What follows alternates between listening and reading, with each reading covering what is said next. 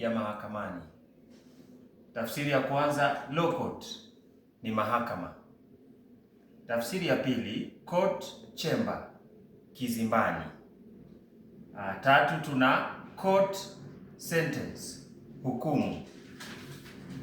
Kisha 4, tuna court clerk, karani wa koti. Suspect, mshukiwa. Evidence, ithibati. Witness ni shahidi. Judge ni hakimu.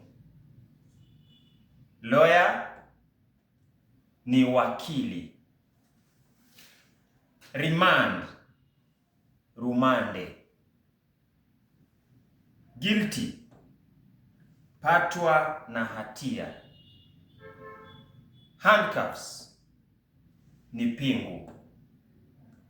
Follow, like and share. Asanteni sana.